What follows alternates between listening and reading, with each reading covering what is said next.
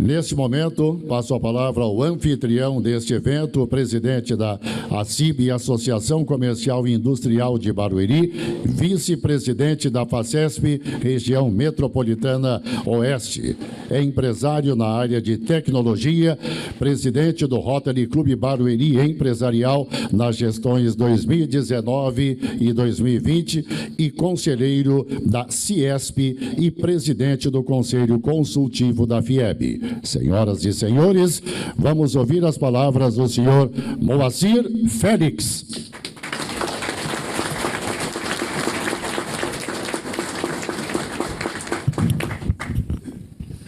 Bom dia. Depois dessa voz, você falar, né? Fica meio complicado. Essa voz treme o auditório.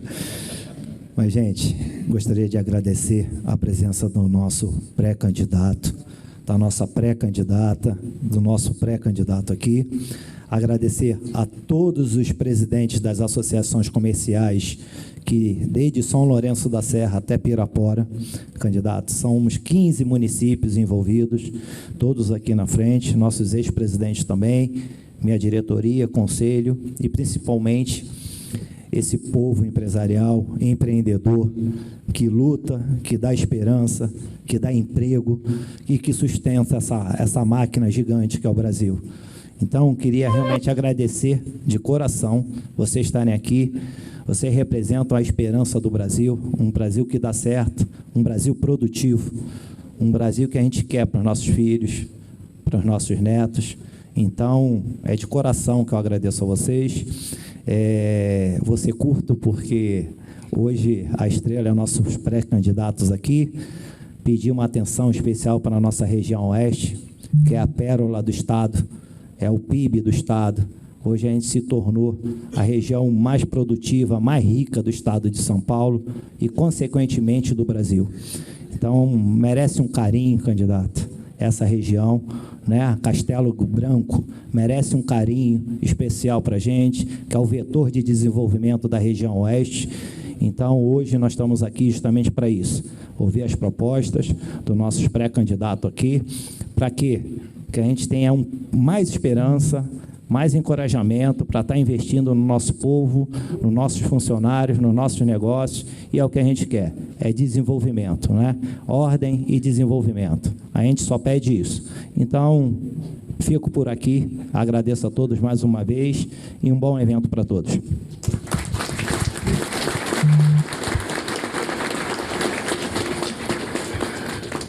E antes de chamarmos à frente o pré-candidato Tarcísio, eu gostaria, por gentileza, nesse momento, que todos ouvissem com bastante atenção um pouco do seu currículo. Filho de Amauri Vieira Freitas e Maria Alice Gomes Freitas, Tarcísio Gomes de Freitas nasceu no Rio de Janeiro no dia 19 de junho de 1975. Bacharelou-se em Ciências Militares pela Academia Militar de Agulhas Negras no ano de 1996 e passou a atuar como oficial do Exército na arma de engenharia. Ficou no posto até 2002, quando concluiu a graduação em Engenharia Civil pelo Instituto Militar de Engenharia. A partir de então, tornou-se engenheiro do Exército. Fez MBA executivo em gerenciamento de projetos no ano de 2003 pela Fundação Getúlio Vargas. Em 2004, cursou uma especialização em aplicações militares pela Escola de Aperfeiçoamento de Oficiais.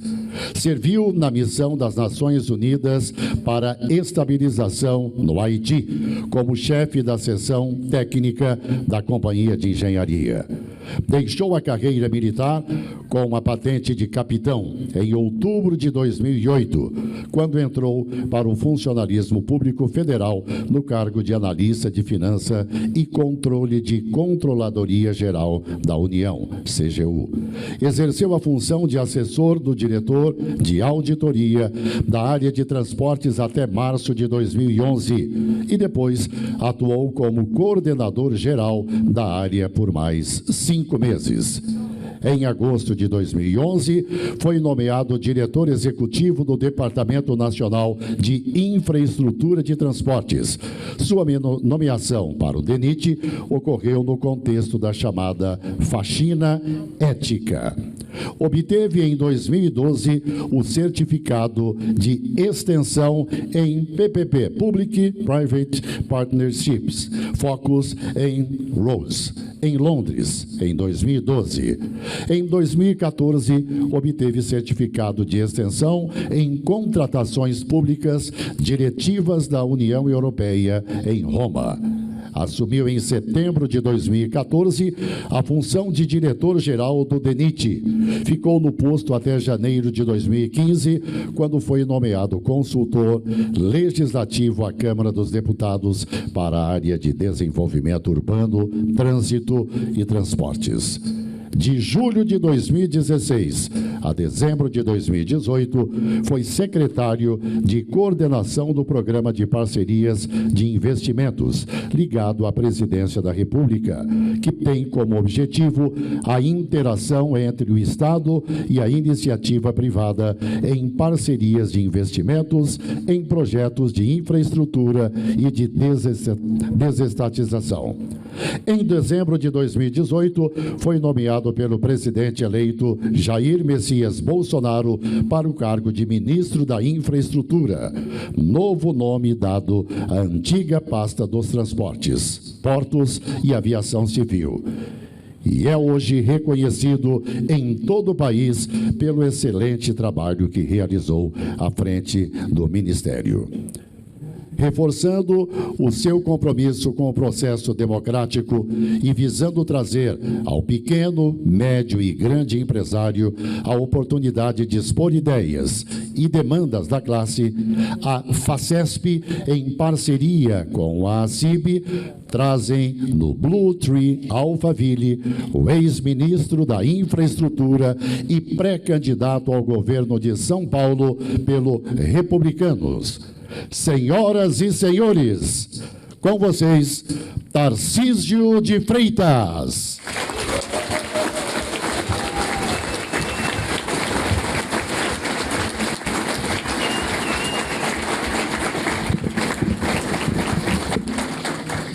Vou falar daqui, porque é púlpito, e aí eu me sinto meio pastor, né? Porque eu vou pregar. Pregar o Evangelho, eu sou evangelista. Pregar o Evangelho significa trazer a boa nova. E eu acho que a gente tem boas novas para trazer. E é bacana falar nesse microfone aqui, eu me sinto meio Roberto Carlos, né? Assim.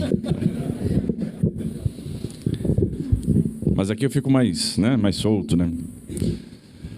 Mas é o seguinte, primeiro, bom dia, obrigado pela presença de todos, é uma alegria muito grande para mim. Queria começar cumprimentando o Moacir. Moacir, parabéns pela organização do evento, lindo evento, muito bem organizado, né? Parabéns, Cíntia. Obrigada. E obrigado, então, por esse carinho, por essa deferência, por essa oportunidade de poder falar com todos. Eu agradeço muito a Associação Comercial e Industrial de Barueri, agradeço muito a FACESP por essa porta aberta. Queria cumprimentar a nossa querida Ana Paula Rossi, pré-candidata a deputada estadual, e no seu nome, Ana Paula, quero cumprimentar todas as mulheres aqui presentes, cumprimentar também o nosso monstro ali presente, Francisco Rossi, com tanta história, uma pessoa com tanta experiência que a gente tem muito, né, que aprender, cumprimentar também nosso delegado Hélio Bressan, que aqui nos prestigia, também pré-candidato a deputado estadual. E cumprimentar todos os pré-candidatos aqui presentes, todos os empresários aqui presentes. Cadê os empresários? Levantem os braços aí, os empresários. Público majoritariamente de empresários. São os empresários que, no final das contas, movem a roda, né? E eu fico muito feliz de estar aqui hoje para a gente debater um pouco, né, discutir um pouco do que aconteceu no Brasil nos últimos anos e falar um pouco do futuro do Estado de São Paulo e do futuro do nosso Brasil. Contar algumas histórias que ninguém conta para vocês. Isso é importante, porque esse ano de 2022 vai ser um ano extremamente decisivo. Eu diria que é um ponto de inflexão e a gente vai ter que escolher o Brasil que a gente quer. E eu fico muito assustado quando eu vejo que algumas pessoas querem trazer de volta, né, certas criaturas que não fizeram bem para o Brasil. Esse é o nome mesmo, não tem outra qualificação. Criatura, sei lá, não sei como é que eu qualifico. E eu fico extremamente assustado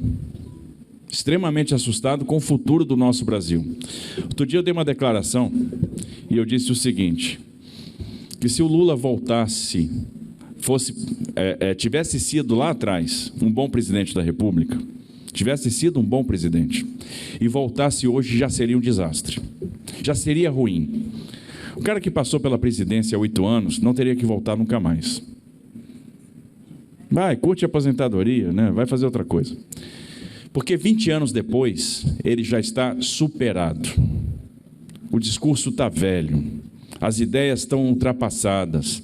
Ele não teve a capacidade de se reciclar e não está entendendo o novo contexto mundial. Sabe por que eu estou falando isso? Porque o que está sendo pregado é a mesma coisa que era pregado há 20 anos atrás. O discurso é o mesmo, só que o mundo mudou e a situação do Brasil mudou. Ocorre que esse cara não foi um bom presidente lá atrás. E por que eu digo que não foi um bom presidente lá atrás? Porque a gente tinha todo o vento soprando a favor. A gente tinha toda a condição de dar um salto estrutural. A gente teve um boom de commodities, ele tinha popularidade. E nenhuma mudança estrutural foi feita. Os economistas diziam que o Brasil estava atrelado, preso à armadilha do baixo crescimento, porque não passou por uma reforma da Previdência, uma reforma trabalhista, nós não tínhamos oferta de crédito, nós não tínhamos investimento em saneamento básico, nós não tínhamos investimento em infraestrutura, havia uma baixa qualidade, uma baixa efetividade do investimento em educação, não tínhamos uma reforma tributária, não tínhamos uma reforma administrativa. E o tempo passou e nada disso foi feito naquele período, e as reformas começam a vir a partir de 2016. E 2016 é um rompimento, a gente sai de uma era anti-business e entra numa era pro-business. Então não foi um bom presidente da República, nos condenou ao atraso, ao subdesenvolvimento. A gente está pagando essa conta até hoje, fora a questão ética, fora o assalto à Petrobras, aos Correios, aos fundos de pensão. E quando se pensa nesse sujeito, tem que se lembrar que ele vem junto com o combo,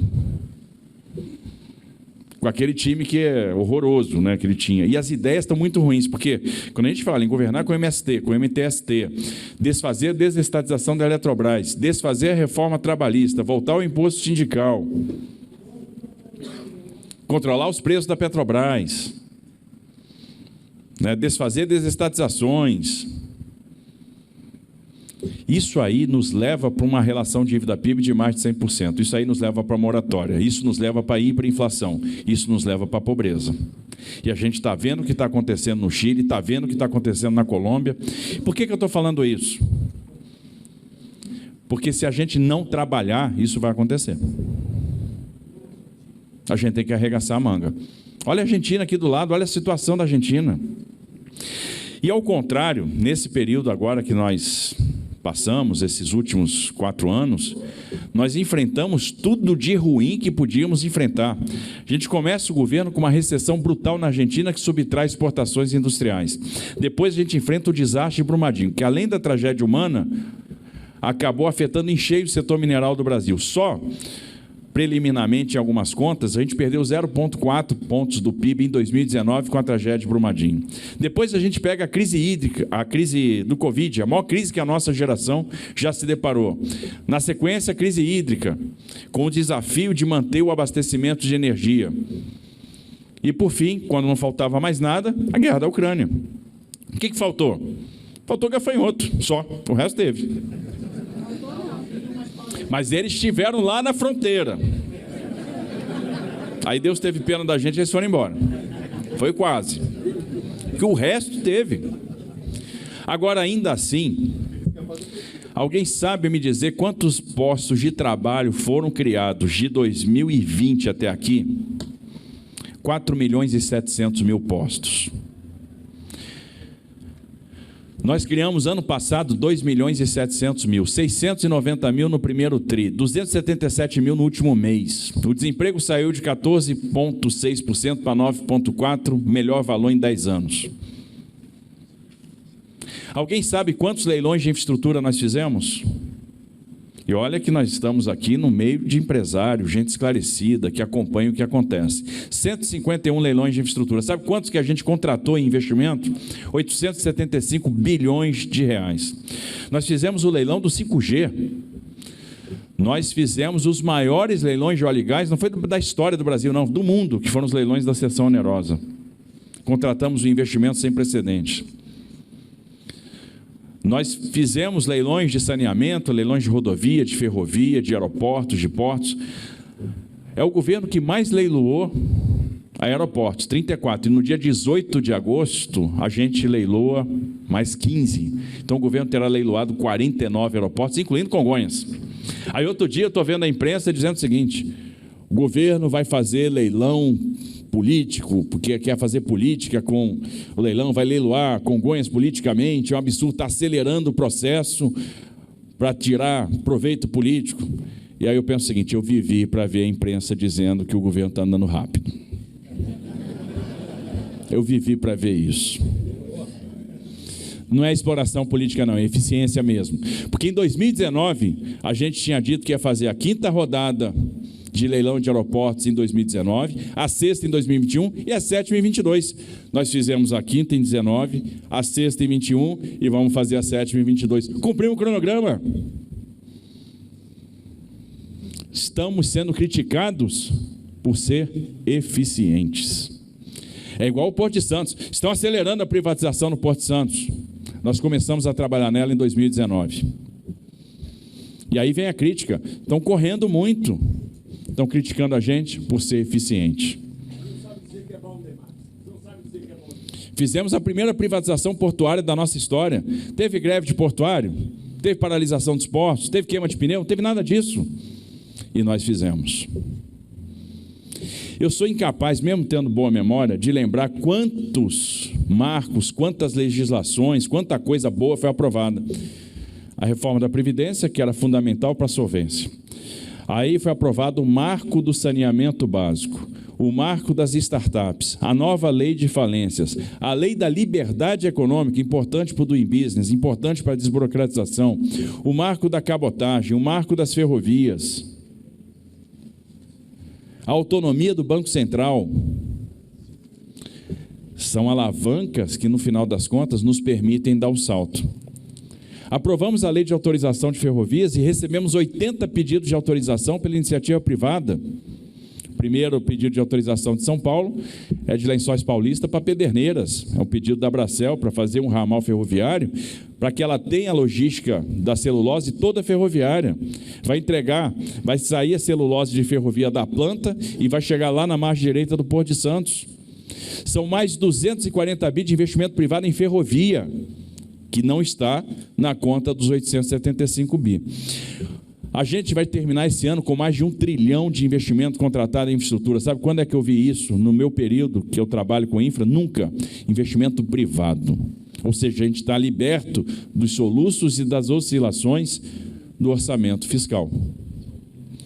O governo concluiu a transposição de São Francisco. A água está chegando em Jati, no Ceará. A água está chegando na barragem de Oiticica, no Rio Grande do Norte. A água está chegando em Salgueiro, no Pernambuco. 3.000 quilômetros de canais foram concluídos. O governo fez a regularização fundiária, 340 mil títulos de terra, mais do que governos Fernando Henrique, Lula, Dilma, Temer, somados. E, no entanto, aqui no estado de São Paulo, até hoje não saiu a regularização fundiária do Pontal do Paranapanema. E se não sai a regularização fundiária, insegurança jurídica. Ninguém tem crédito, ninguém investe. Por isso que o presidente Prudente tinha 12 frigoríficos, hoje tem 2. São inúmeras as realizações.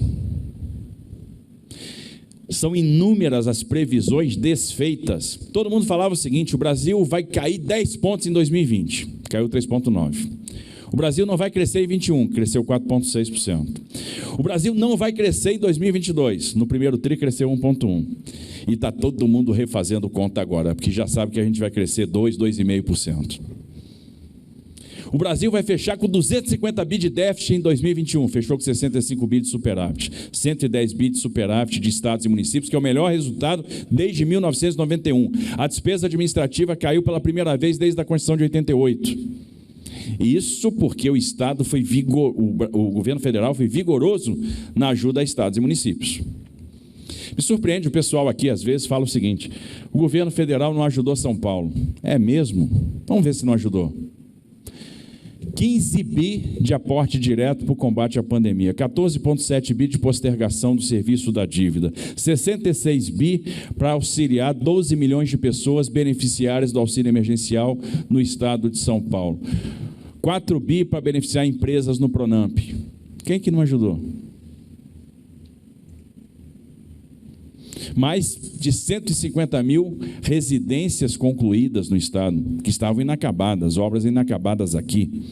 Aliás, um estado que tem 1.075 obras inacabadas, Coronel Telhada.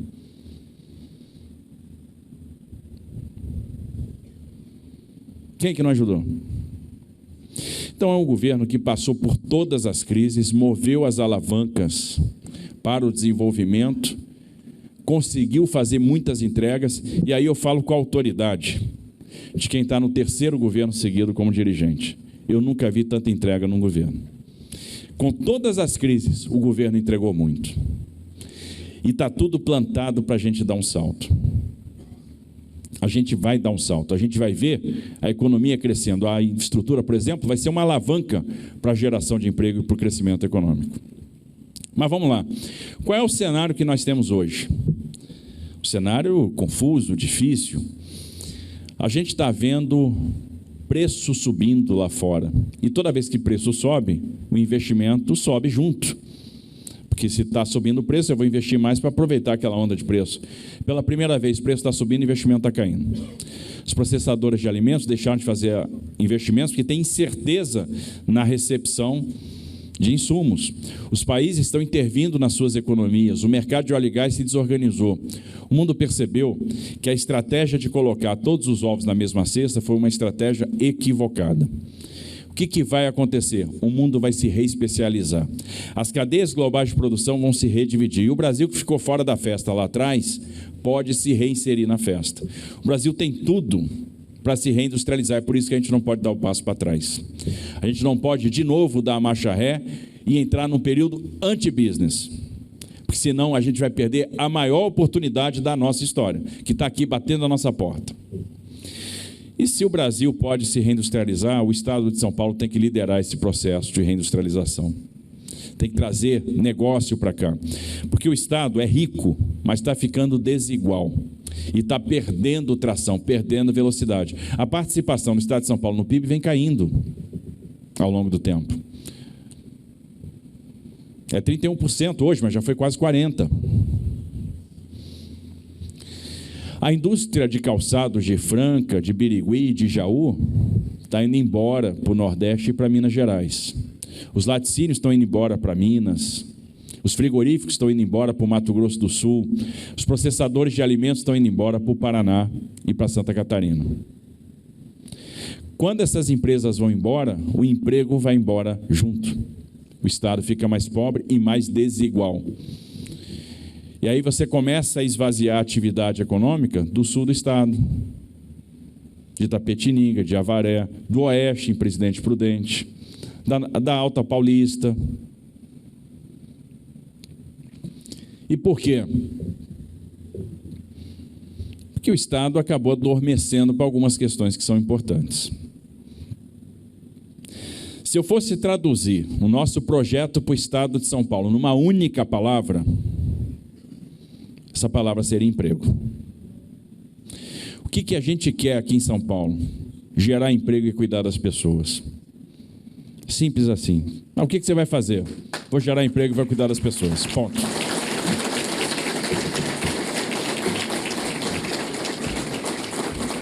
Porque as pessoas precisam de cuidado. As pessoas estão ficando mais pobres. Quem anda no centro da cidade de São Paulo hoje se surpreende. Cada praça virou um acampamento. Eu nunca vi isso na minha vida. Eu venho continuamente a São Paulo conversar com fundos de investimento, fazer leilão de infraestrutura, etc.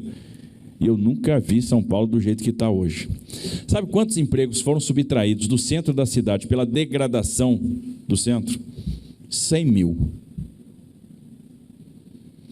Sabe qual é o negócio mais comum em São Paulo hoje? O que a gente mais vê no centro? A repetição do negócio, o negócio que a gente mais vê, aluga-se, né? Aluga-se. O letreiro que a gente mais vê no centro da cidade é aluga-se. Impressionante. A gente pode reverter essa história? Pode. O Estado tem que crescer, tem que voltar a crescer com vigor, com velocidade. A gente tem que gerar emprego. E aí tem algumas alavancas que a gente precisa mexer. E basicamente são 6 alavancas. Oferta de energia, crédito, tributo, infraestrutura, capacitação profissional e desburocratização. Se a gente mexer essas 6 alavancas, o Estado dá um salto. Mas dá um salto quântico, é um salto importante. A gente começa a gerar muito emprego. A gente tem que ampliar a oferta de energia e nós temos uma grande ferramenta na mão. O marco do gás, a lei do gás, que vai permitir a ampliação da oferta de gás e, por consequência, a redução do preço. Desde que a gente não taxe também aquilo que é essencial como supérfluo, que foi o que aconteceu no estado de São Paulo nos últimos anos. Foi necessário o governo federal intervir na questão do ICMS para que a gente tivesse uma redução de tributo. O Brasil fez os maiores leilões de óleo e gás da história e está explorando muito petróleo aqui pertinho na Bacia de Santos. Agora, o gás está sendo reinjetado, a gente precisa trazer esse gás para o continente. E aí investimento em transporte, investimento em distribuição. E é necessário que haja uma regulação que funcione para que a gente não caia no monopólio. Num setor que é difícil ter uma boa regulação, porque é um clássico, né, onde o regulador é mais fraco que o regulado. A informação está no regulado. Nós temos o gás que vem do lixo, e isso já está sendo aproveitado aqui, mas numa escala ainda pequena. É interessante a quantidade de municípios que pagam para ter coleta de lixo, quando o lixo tem valor. Tem gente que pagaria para ter o lixo. E o lixo gera gás, o lixo gera energia. O lixo gera crédito de carbono. E nós temos uma questão interessantíssima, que é o campo. A gente tem que aproveitar o gás que vem do campo. O maior exemplo de economia circular que nós temos é a cultura da cana. E o estado de São Paulo é forte na cana-de-açúcar. No entanto, são poucas as usinas hoje que trabalham com etanol de segunda geração, que aproveitam todo o potencial do biogás, do biometano. Com algum incentivo, a gente pode ampliar muito a produção de etanol de segunda geração, ampliar muito a cogeração de energia, ampliar muito a produção de fertilizante a partir do vinhoto e ampliar muito a produção do biometano, que vai estar perto do mercado de consumidor, o que reduz o custo de transmissão. Então, nós temos aí toda a possibilidade para liderar um grande processo de transição energética, com algum incentivo. A segunda alavanca é a do crédito. É fundamental o crédito, principalmente para o microempreendedor, para o pequeno empreendedor. E por que eu falo do micro e do pequeno? Do pequeno empresário. Porque é o pequeno empresário que gera mais emprego. Se a gente der crédito para o microempreendedor, para o pequeno empreendedor, a gente vai gerar muito emprego. Então, o crédito é um desafio. E observe, mesmo com a revolução do sistema financeiro que nós passamos, uma revolução silenciosa nos últimos anos, onde a gente aumentou a oferta e diminuiu o spread, muitas vezes o crédito não chegou no pequeno. E sabe por que não chega no pequeno? Garantia. Aí a gente tem que ter inteligência para lidar com isso. Nós temos uma agência aqui, a Desenvolve São Paulo, que ainda tem uma atuação muito tímida na questão do crédito para o pequeno e microempreendedor. A gente precisa aumentar a abrangência, e a Desenvolve São Paulo pode ter um papel estratégico, trabalhar com as fintechs, trabalhar com as instituições de crédito vinculadas às associações, para que, com a supervisão do SEBRAE, a gente possa ter um crédito orientado a projeto. E mais do que isso, se o problema é garantia, eu posso combater a garantia com o fundo de aval. O fundo de aval público, a exemplo do FGI que foi usado no Pronamp. A gente pode ter o nosso fundo de aval estadual para garantir o microcrédito e o crédito para o pequeno e microempreendedor. Isso vai fazer a diferença, isso vai permitir que os negócios floresçam e que muitas contratações aconteçam. Então, crédito para o micro e pequeno vai ser uma prioridade. O terceiro ponto é tributo. São Paulo tem que liderar o processo de reforma tributária. Tem bancada para isso, tem autoridade para isso. Por quê?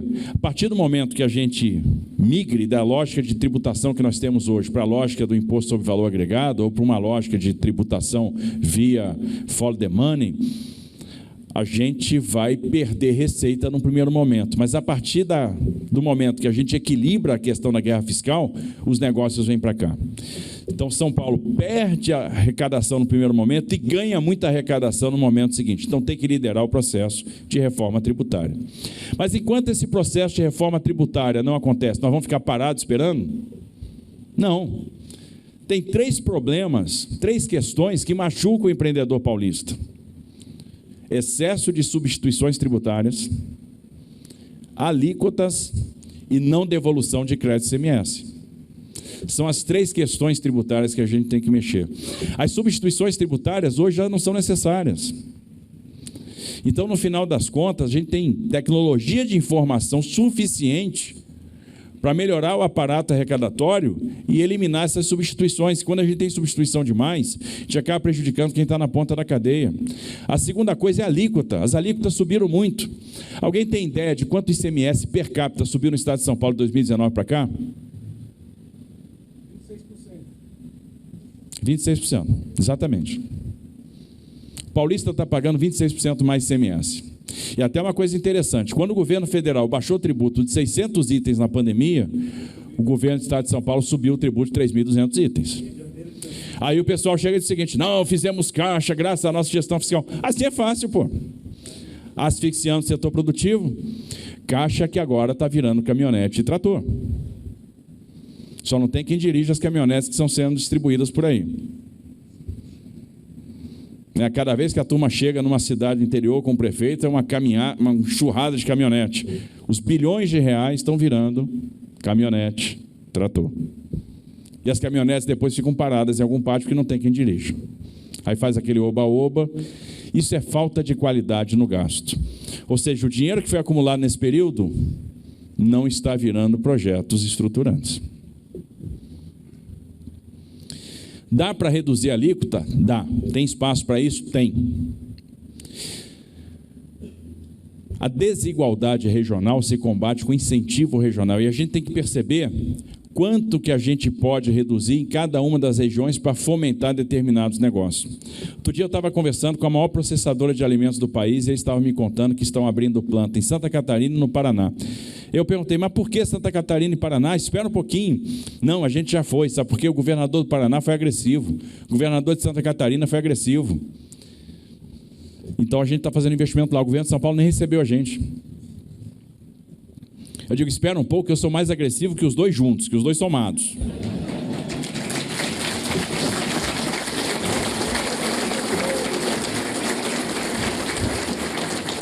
Olha, eu não aguento mais ouvir falar em Extrema, porque os negócios todos estão indo para lá, as notas estão passeando para lá. Não dá, a gente tem que trazer negócio para cá. O governo do Mato Grosso do Sul criou lá o Plano de Desenvolvimento, Plano Estadual de Desenvolvimento Industrial, de Fomento ao Trabalho, Emprego e Renda, que na verdade é um plano de incentivo tributário. E aí os negócios saíram do Oeste, da Alta Paulista, para o Mato Grosso do Sul. Estados ainda que são abrangidos pelo Fundo Constitucional do Centro-Oeste, que tem uma série de incentivos. Então, ou a gente se prepara para essa competição, ou a gente vai ver os negócios saindo daqui. É errado achar que sempre uma diminuição de tributo leva à perda de arrecadação necessariamente, porque há o fomento de atividade, é a lógica dos regimes especiais tributários. Por exemplo, o governo federal resolveu prorrogar o regime do reporto. Quanto que a gente perdia de arrecadação? 300 milhões de reais. Quanto que a gente gerava de investimento? 40 bi. A pergunta que a gente faz é o seguinte: eu troco 300 milhões de reais de arrecadação por 40 bi de investimento? Sim, eu troco. Lembra desse sim? Quem assistia Domingo no Parque do Silvio Santos? Quem riu denunciou a idade. Eu assistia Domingo no Parque. Você troca essa bicicleta por uma caixa de fósforo, e estava o cara na cabine sem saber o que estava fazendo, só tinha que falar sim ou não. Sim, troco. Aí já era. Trocou a bicicleta por uma caixa de fósforo.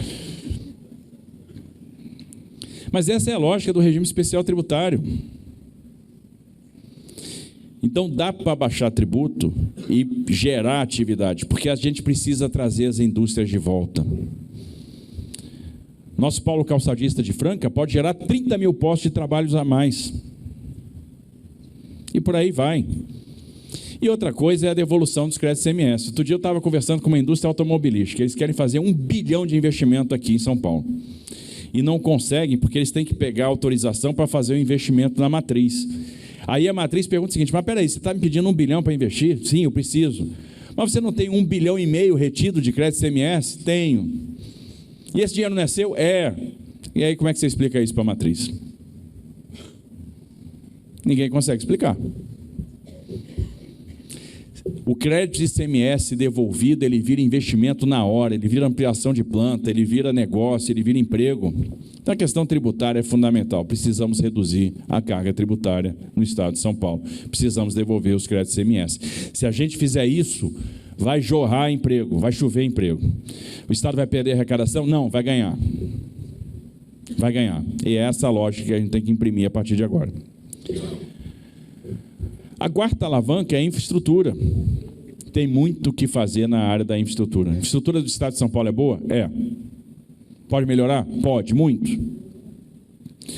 Nós temos quase 300 de cidades em São Paulo cortadas pelos trilhos dos trens. No entanto, as ferrovias pararam de operar. São Paulo é estado da Mogiana, da Sorocabana, do noroeste do Brasil. No entanto, isso tudo foi sendo sucateado. E o que nós fizemos no governo federal nesse período? Recuperamos ferrovias. Acabamos a obra da Ferrovia Norte-Sul, botamos ela para operar, a Ferrovia Norte-Sul, que foi pensada por Pedro II e teve a obra iniciada da década de 80, acabou, está operando, é uma realidade. O último ramal foi o daqui de São Paulo, Estrela do Oeste para São Simão. Estrela do Oeste, ela se conecta com a Malha Paulista. Tem espaço para duplicar o ramal, o trecho de Tirapina para Santos, tem espaço para fazer o contorno ferroviário de Catanduva, o contorno ferroviário de Rio Preto, tem espaço para fazer a segregação da linha de carga para a linha de passageiros, que no final das contas subtrai capacidade da linha da MRS, que chega em Perus, vai até a Estação da Luz. Dá para fazer o trem intercidades. Americana, Campinas, São Paulo, porque está tudo pronto para fazer, você tem a faixa de domínio, você tem as linhas, está fácil de modelar. E se você faz o primeiro trem intercidades, você daqui a pouco faz o segundo. Se você faz Campinas, São Paulo, daqui a pouco você vai puxar o ramal para Viracopos. Se você faz Campinas, São Paulo, você vai levar ele até Americana. Se você levou até Americana, daqui a pouco você vai querer puxar o ramalzinho para Limeira, e por aí vai, a coisa vai crescendo. Cabe o trem Sorocaba, São Paulo, São José dos Campos. Se você pega esses dois trens de média velocidade, que são trens que você vai se deslocar a 100, 120 km por hora, chegando até 160, dependendo do caso, você vai abranger por ferrovia de passageiros a área que concentra PIB no estado de São Paulo. Tem viabilidade econômica? Tem, principalmente quando na modelagem você percebe que o que remunera o negócio não é tarifa, é real estate, é operação imobiliária. E essa lógica é usada lá fora, e aqui no Brasil a gente está atrasado, porque aqui no Brasil, por exemplo, uma estação de metrô é uma estação de metrô. Uma estação de metrô deveria ser um centro de negócio.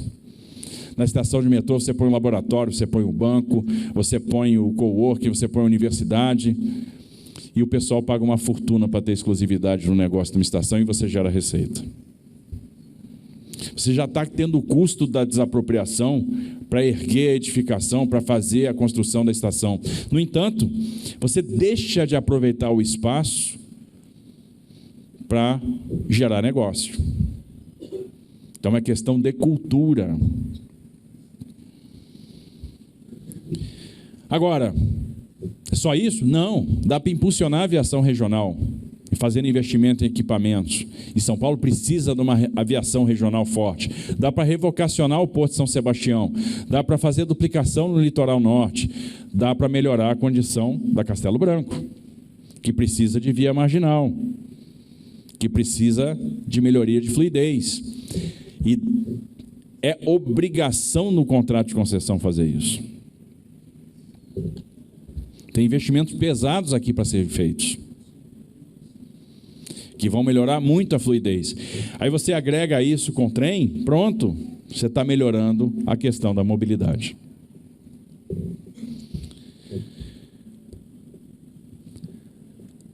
A quinta alavanca é a da capacitação profissional. E aí, vamos falar de educação, porque para mim isso é pilar, isso é uma das coisas mais importantes. São Paulo tem um patrimônio, que é o Paulo Souza, as ETECs, as FATECs, o ensino técnico. O que a gente precisa?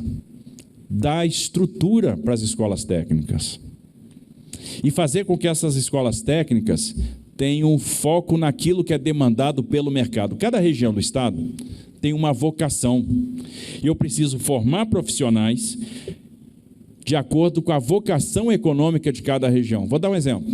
Já que eu falei muito de indústria de calçado, vamos falar de calçado de novo. Como é que a nossa indústria de calçado vai competir com a indústria da China? Eles têm escala. Tem 1 bilhão de pessoas trabalhando 24 horas por dia. Onde é que vai ser o nosso diferencial? Qualidade. Para a gente ter qualidade, a gente precisa de qualidade no material, qualidade no design. Estamos formando os profissionais de design? Então nós temos que formar, para que essa indústria aproveite essa capacidade. Quantos polos metal-mecânicos nós temos no estado de São Paulo? Sertãozinho tem polo metal-mecânico, Rio Preto tem polo metal-mecânico. E o que esses polos precisam? De mecânico, especialista, de eletricistas, de engenheiros mecatrônicos. Então eu tenho que formar as pessoas de acordo com a vocação econômica de cada região, porque aí eu tenho a garantia que aquele cara vai ter emprego. A finalidade da escola é dar ferramenta. Se a gente tiver um ensino que não passe ferramenta para o jovem, a gente vai falhar, a gente vai deixar de cumprir a nossa missão. E o mercado hoje é exigente, não adianta. O jovem tem um encontro marcado com o mercado. Se a gente não formar esse jovem, quando ele chegar no mercado, ele não vai estar pronto e aí ele não vai ser absorvido. Não adianta o jovem passar um tempo enorme no seu ciclo escolar e sair sem proficiência em português, sem proficiência em matemática, que é o que está acontecendo hoje. O jovem precisa de perspectiva. E tudo que o pai, que uma mãe quer, é dar perspectiva para o jovem. Cadê as mães aqui? Mães, levantem o braço. Olha quantas mães. As mães se preocupam muito com seus filhos. Não que os pais não se preocupem, os pais também se preocupam, óbvio. Só que a mãe é a fundação, é o pilar da casa, né? Os maridos normalmente são obedientes. Levante o braço aí, os maridos obedientes. Temos obedientes convictos.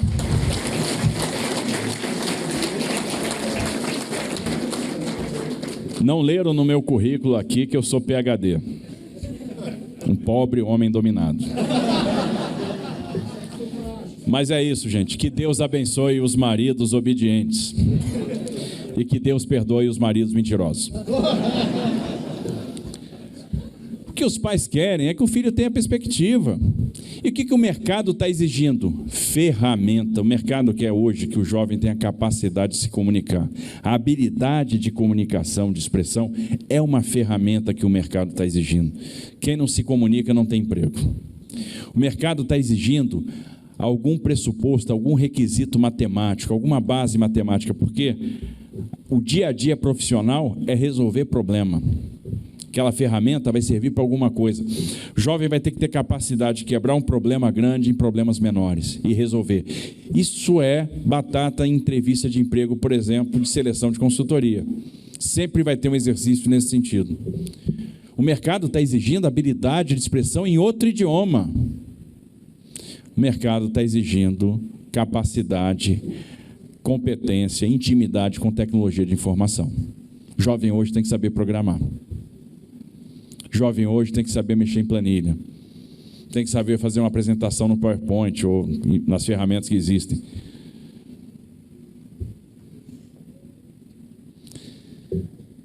Quem tem que dar essas ferramentas é a escola. E o mais bacana é o seguinte: o jovem aprende qualquer coisa. O que você ensinar, ele vai aprender. Basta que a gente tenha vontade de ensinar o caminho correto. Isso é importante. E a gente tem uma grande facilidade hoje. A gente pode produzir conteúdo de altíssima qualidade e distribuir esse conteúdo para qualquer região do estado. A gente vai ver as plataformas substituindo paulatinamente o livro didático. E a gente vai conseguir uniformizar o aprendizado. Isso é bom porque diminui a desigualdade. Uma escola do Vale do Ribeira, uma escola do Apiaí, pode ter o mesmo conteúdo sendo ministrado que uma escola em Presidente Prudente, em Rio Preto ou no centro da cidade de São Paulo. A gente vai precisar capacitar os bons professores que nós temos para essa nova realidade, para esse ensino digital. E não vai ter escola de qualidade sem valorização de professor, sem carreira de professor, sem carreira de diretor. Valorização financeira. Professores aqui recebem muito mal. E a gente não se acostumou à lógica dos incentivos. O diretor da escola tem um papel fundamental e a gente não pode transformar o diretor da escola no síndico da escola. São papéis diferentes. Porque é o diretor da escola que garante o bom ambiente escolar, é o diretor da escola que afasta o bullying, é o diretor da escola que garante frequência e garante performance. Se a gente quer ter escola de qualidade, a gente tem que monitorar a frequência, monitorar a performance. As escolas de tempo integral são fundamentais. Porque quando você tem uma escola de tempo integral, você tira o jovem da rua. Agora ela tem que ter infraestrutura.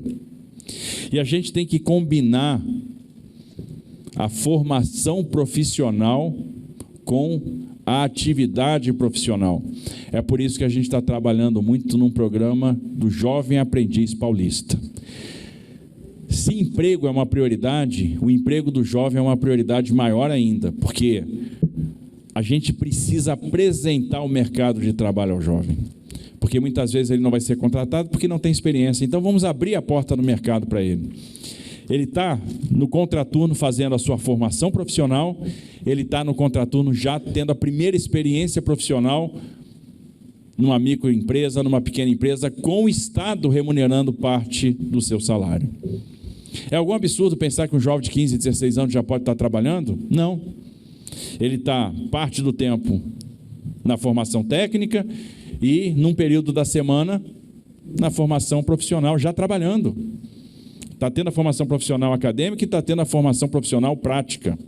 Então, o programa de Jovem Aprendiz Paulista é uma aposta nossa. É uma coisa importante para abrir essa porta no mercado de trabalho para o jovem. Nós temos um grande desafio aí, que é o prejuízo que nós herdamos com os 2 anos sem aulas devido à pandemia. Prejuízo enorme. E a gente tem que tirar o atraso trabalhando em 4 frentes. A primeira, o combate à evasão escolar. O combate à evasão tem tudo a ver com política de transferência de renda. E as políticas de transferência de renda do Estado são tímidas. É uma assistência social ainda muito tímida. A segunda questão é a assistência às famílias, em todas as suas perspectivas, inclusive a questão da saúde mental. A pandemia fez emergir uma praga, a praga da depressão. E a gente precisa cuidar das famílias. A terceira questão é a conciliação dos programas, dos conteúdos, porque como nós perdemos tempo, a gente precisa dar ferramenta para que o jovem continue a progredir. É impossível, talvez, administrar todos os conteúdos que foram perdidos, mas a gente tem que ver quais são os conteúdos essenciais para passar para o jovem dentro de um esquema híbrido, dentro de um esquema misto, presencial, distância. E para a gente fazer isso, vem o 4º ponto: a gente precisa de escolas com infraestrutura. Quando eu falo em infraestrutura escolar, eu não posso esquecer da questão conectividade, vai ser fundamental. Conectividade na escola para que a gente possa dar um ensino de qualidade. Nós temos aqui a facilidade, o privilégio de poder estabelecer parcerias com a iniciativa privada, com as universidades e as escolas técnicas, e fazer com que o ensino profissionalizante venha para dentro das escolas, das 5.700 escolas do Estado, de maneira que a gente possa fazer o ensino profissionalizante, construindo centros de formação técnica dentro das escolas por meio de parcerias. Então, o ensino, a formação profissional e essa formação orientada para resultado é fundamental. Pô, seria muito bom que o jovem, por exemplo, tivesse educação financeira na escola. Por que não? Muito melhor educação financeira do que ideologia de gênero.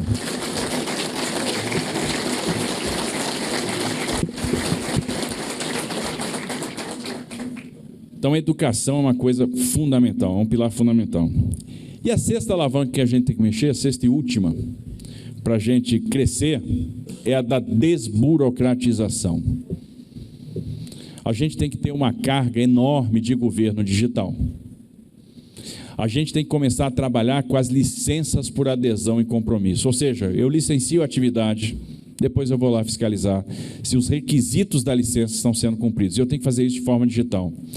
Me surpreende e me incomoda o fato da gente estar ficando para trás em relação a alguns países no que diz respeito a governo digital. A gente tem que facilitar a vida do nosso empreendedor. Tem que ser fácil abrir empresa, fácil fechar empresa, fácil licenciar um empreendimento. Cidade de São Paulo se leva, às vezes, 2 anos para licenciar um empreendimento imobiliário. É tração que a gente perde, é emprego que a gente perde. Seul hoje, o cidadão é atendido no metaverso. Ele entra no ambiente virtual, é atendido e tem a sua demanda satisfeita por um avatar. Pô, isso é filme de ficção científica? Não, já está acontecendo hoje. Várias cidades já estão no metaverso. Os estados americanos que mais crescem, Flórida e Texas, são 2 estados que mais investem em inovação. São Paulo tem que ser o grande hub da inovação, tem que ser o grande polo de inovação. Aqui a gente pode incubar milhares de startups para resolver, inclusive, problemas do Estado por meio da tecnologia de informação, por meio, né, das ferramentas que nós temos hoje. Eu quero ver o cidadão paulista sendo atendido no metaverso. É sonhar demais? Não. São Paulo exige que a gente sonhe grande, porque São Paulo é um estado grande. E a gente precisa pensar grande mesmo, porque senão a gente fica para trás. Senão a gente tem a percepção que o medíocre é bom. Porque como é um estado empreendedor, todo mundo arregaça a manga e a turma anda independente do estado, às vezes tem-se a percepção que, tá bom, o estado está trabalhando bem. E não está. O mediano aqui passou a ser bom e não é. A turma começou a se contentar com pouco. Então, é um quadro que precisa mudar. Outro dia eu estive conversando com representantes do governo da Estônia. Pô, Estônia? Por que esse cara foi falar com o pessoal da Estônia? É o país mais desenvolvido no mundo no que diz respeito a governo digital, em termos de digitalização de serviço público. É um troço impressionante. E a gente tem que seguir os bons exemplos. Então, é importante trazer uma carga forte de desburocratização, e isso vai ser feito por meio de investimento em tecnologia, governo digital. E o governo digital, além de acelerar o processo, combate a corrupção. Tudo é rastreado, tudo é fácil. A vida do cidadão tem que ser fácil, tem que ser simples. E aí você consegue também diminuir custeio. Diminuir custeio é fundamental, para que a gente consiga investir mais em educação, investir mais em saúde, investir mais em segurança pública, com o mesmo recurso. É possível? Totalmente. A gente digitalizou praticamente todos os serviços do Ministério da Infraestrutura. Quem aí não tem uma carteira de motorista hoje no celular?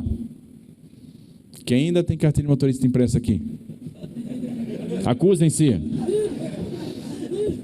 Vai lá fazer o digital. É legal pra caramba, está no celular. Quem não tem o certificado de registro de veículo aqui no celular? E daqui a pouco vai todo mundo fazer embarque no aeroporto biométrico, não vai precisar de documentação mais para embarcar. Já estamos testando a tecnologia. Autorização especial de trânsito tem que ser digital. Documento de transporte, digital. A gente está treinando lá, está trabalhando o documento de transporte eletrônico. Sabe por quê? Porque um caminhoneiro saía do seu pátio para fazer um transporte de carga fracionada, às vezes com 90 documentos na boleia. 90 documentos impressos. E não tem nada que me deixe com mais raiva do que um posto fiscal. Na fronteira do estado, Abacuque, que é caminhoneiro, sabe o que eu estou falando. Aí o cara tem que parar no posto fiscal para carimbar nota. Em pleno século XXI, a gente diz, vamos acabar com isso. Porque se eu tenho todos os documentos eletrônicos, não tem mais que carimbar nota. Então tem muito o que fazer, tem muito o que caminhar. Essa é a primeira vertente, a vertente do gerar emprego. Agora tem a segunda vertente, cuidar das pessoas. Me incomoda essa quantidade de moradores em situação de rua. Me incomoda a Cracolândia, ou a incapacidade de lidar com isso. Será que é impossível acabar com a Cracolândia? Há quantos anos? 20, 30 anos lidando com isso? Amsterdã tinha Cracolândia, eles acabaram. Frankfurt tinha Cracolândia, eles acabaram. Lisboa tinha Cracolândia, eles acabaram. Nova York tinha Cracolândia, eles acabaram. Por que São Paulo não vai acabar? Dá trabalho? Dá. Sabe por quê? Porque é integração de políticas públicas. Se você não tiver política pública integrada, ela não acaba. Primeira coisa, você tem que acolher as pessoas. Acabar com a Cracolândia significa acolhimento. Significa política de saúde para tratamento dependente químico. Agora, o dependente só vai se tratar se você estabelecer com ele uma relação de confiança. Você tem que dar uma porta de saída para ele. E a porta de saída é o emprego. Se ele não for capacitado, reciclado, ele volta. E vamos lembrar que muitas das pessoas, às vezes, que estão consumindo droga na rua, que estão em situação de rua, já tiveram carteira assinada. Já trabalharam em algum momento na vida com carteira assinada. Então, observem, política de saúde pública, política de desenvolvimento social. Desenvolvimento social tem que investigar a raiz da pobreza. Tem que dar a porta de saída. O nosso povo é empreendedor, nosso povo tem talento, tem dom. A gente precisa identificar esse dom e construir a ponte para a oportunidade. Nós precisamos de política de habitação. Porque as pessoas não vão para a rua para consumir droga, elas estão consumindo droga porque elas estão na rua. E outra coisa, não adianta chegar para a pessoa e dizer o seguinte, eu vou te tirar do centro, onde ela estabeleceu suas relações, onde ela já tem o seu trabalho, onde ela ganha o seu sustento, vou te jogar lá na franja da Zona Leste, lá na franja da Zona Sul. Ela não vai. Ela quer continuar morando no centro. Você chegava para 1.300 famílias que ocupavam a cabeceira da pista de pouso do aeroporto Salgado Filho, em Porto Alegre, em barracos, sem nenhum tipo de saneamento, sem nenhum tipo de... uma condição totalmente desumana, na beira da pista de pouso. Se o avião que saísse, levava todo mundo embora. E você chegava para esse cara e dizia o seguinte, vou lhe dar uma escritura, vamos fazer a compra assistida, eu vou comprar uma casa para você, você vai ter um CEP, você vai ter uma residência, o Estado vai comprar a sua casa. Pergunta se eles queriam sair de lá. Mesmo você oferecendo a casa. Não saem. Se você não estabelecer a relação de confiança, ele não sai. Também, depois que você estabelece a relação de confiança, e a gente comprou as primeiras casas, foi um atrás do outro. Aí, rapidamente, a gente desmobilizou aquelas 1.300 famílias. Todos ganharam a sua residência. Ah, mas como é que você vai construir residência no centro da cidade de São Paulo? O que não falta é área. A São Paulo Industrial nasceu na margem da linha do trem, a São Paulo Industrial morreu na margem da linha do trem. Se você sair do centro em direção a Lapa, Barra Funda, Vila Leopoldina, o que mais tem é galpão abandonado, num local onde você tem infraestrutura de saneamento e infraestrutura de transportes. Ou seja, ali dá para construir habitação. Tem vários prédios do Estado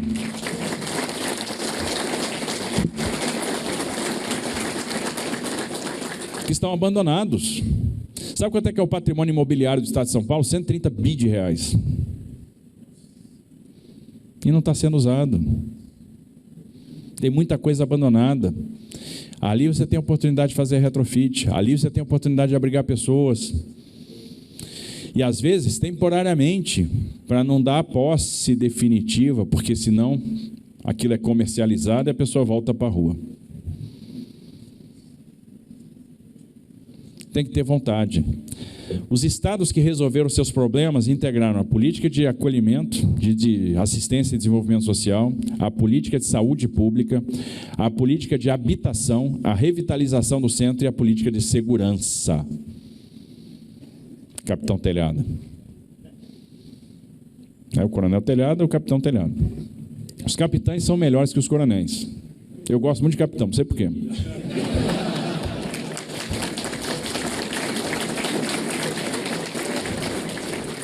Capitão Bolsonaro, capitão Tarcísio, capitão Telhado. Veja, não tem, por exemplo, não tem coronel Caverna, tem capitão Caverna. Não tem coronel América, tem capitão América. Tem coronel Telhado. Mas eu prefiro os capitães. Os capitães são melhores, só não... Pronto. Depois você se acerta aí. Tem que ter uma política de segurança pública que impeça a free zone da droga, o traficante operar livremente. Então, essas políticas públicas têm que operar conjugadas. Precisa da conjugação de esforços do governo do estado com o município de São Paulo. E com os outros municípios, que agora, infelizmente, nós temos Cracolândia em outras cidades do estado de São Paulo.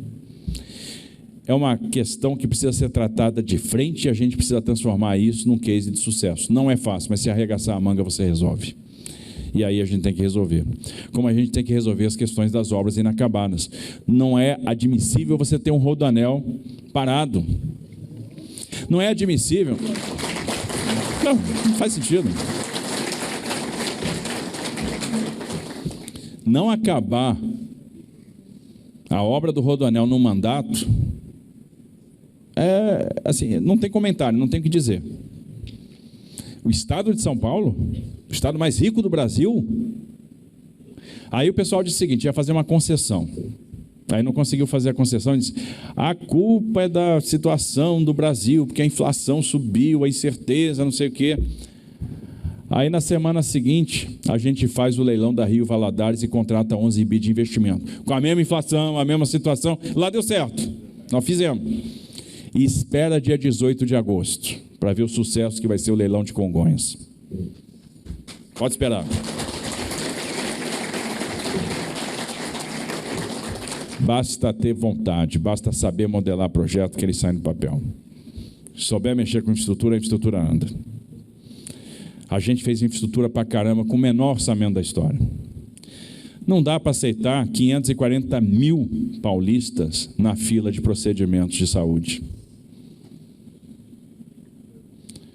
E aí a gente tem aqui uma gestão de fila ineficiente. A gente precisa regionalizar essa gestão de fila. Acompanhar as pessoas na fila, fazer o acompanhamento clínico, identificar até mesmo qual é o tamanho real dessa fila. É importante que a gente elimine o desperdício. A gente vai eliminar o desperdício atuando na atenção primária, dando ferramenta para o médico da família, trazendo a saúde digital, tornando a saúde digital uma realidade. Se a gente aumentar a eficácia da atenção primária, a gente pode subir muito essa eficácia, a gente vai descomprimir os ambulatórios de especialidades, os prontos-socorros, vai descomprimir a atenção terciária, a alta complexidade. Nós precisamos olhar as santas casas. Outro dia eu estava na Alta Paulista e alguém me disse o seguinte: Tarcísio, você se compromete com a construção de um hospital regional aqui para a gente? Eu disse, não. Engraçado, o candidato disse que não vai construir hospital, um problema, né? O cara é louco, não quer voto. O candidato geralmente promete, né? Não, vou fazer hospital. Ele disse, não vou fazer. Sabe por quê? Porque vocês não precisam. Vocês precisam da recuperação das 11 santas casas que vocês têm aqui. Vocês têm leitos suficientes. Se a gente recuperar as santas casas, vai sair mais barato e vocês vão ter uma alta complexidade e qualidade. Então, se você investir em saúde digital, você aumenta a eficácia da atenção primária, descomprime as urgências e emergências, sobra dinheiro para atenção terciária, para recuperação das Santas Casas. E aí, se você recupera as Santas Casas, você vai ter um atendimento de alta complexidade e qualidade.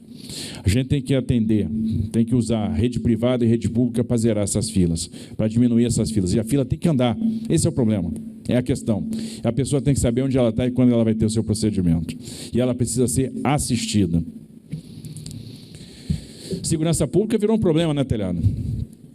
Porque o pessoal aqui não gosta de polícia, né? A polícia foi abandonada. As polícias, a civil, doutor Hélio, e a militar.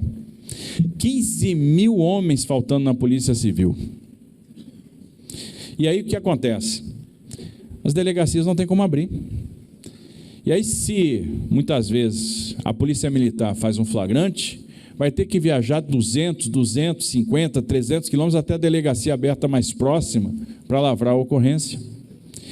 Então, você desmobilizou uma guarnição, desassistiu uma localidade para ir distante para fazer um boletim de ocorrência. Isso por quê? Falta de efetivo. O efetivo não...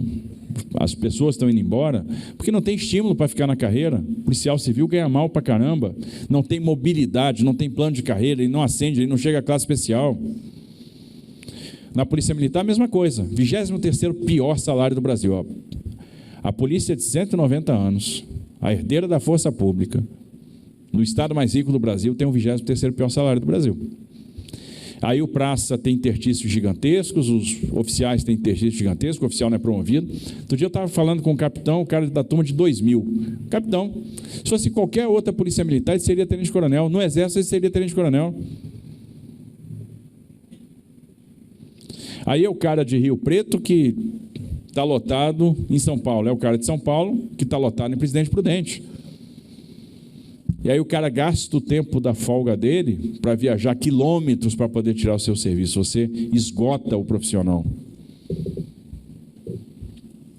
A gente tem que valorizar a polícia. A gente só vai ter segurança pública de qualidade se a gente, primeiro, começar a caminhar junto do governo federal no que diz respeito à integração de polícias, integração de informações e integração de inteligência, inclusive inteligência financeira.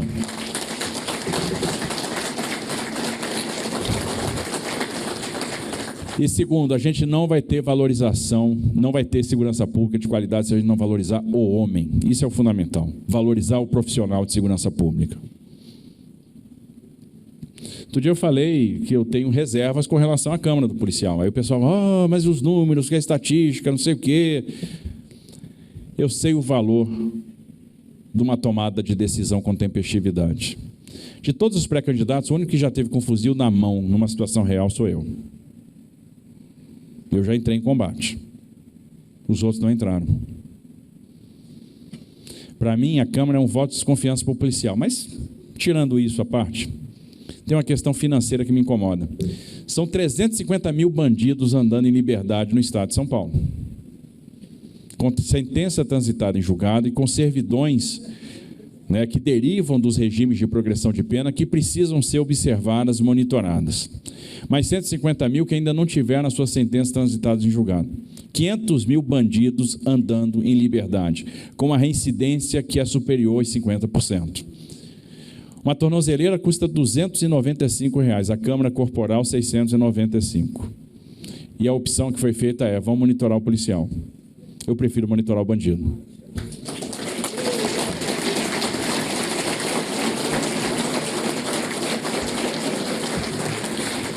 Eu entendo que o tempo de tratar o policial como suspeito e o bandido como parceiro tem que acabar.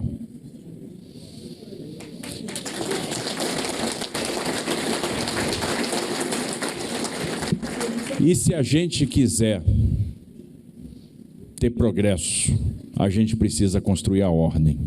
Não existe progresso sem ordem.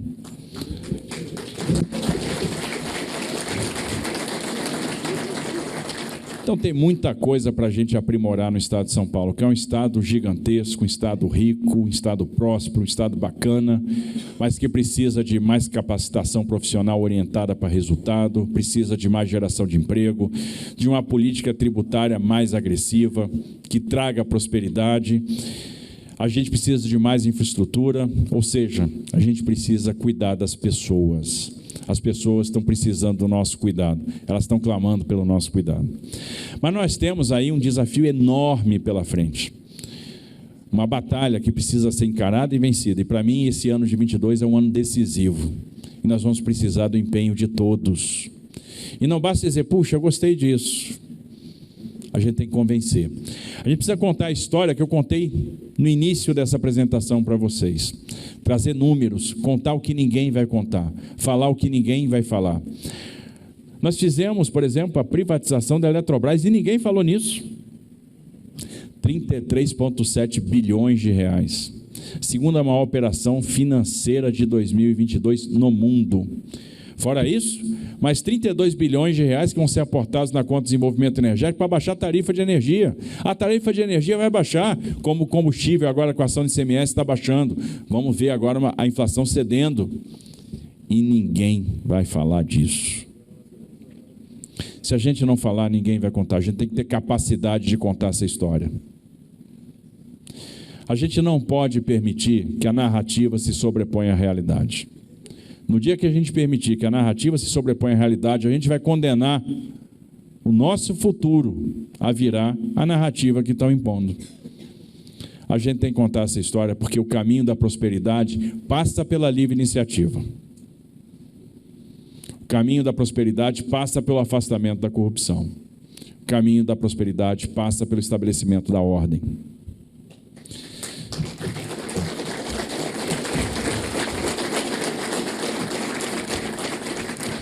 E aí, o papel de vocês vai ser fundamental. Se vocês tiveram a paciência de me ouvir atentamente aqui, e eu não vi ninguém dormindo, por incrível que pareça, numa quarta-feira pela manhã, é que vocês estão muito comprometidos com o futuro do Brasil. Vocês encararam a missão de transformar o nosso país. E nós vamos transformar esse país juntos. Eu conto com todos vocês. Primeiro, a Gislaine Gandra. Por gentileza, Gislaine. Palmas, por gentileza, gente.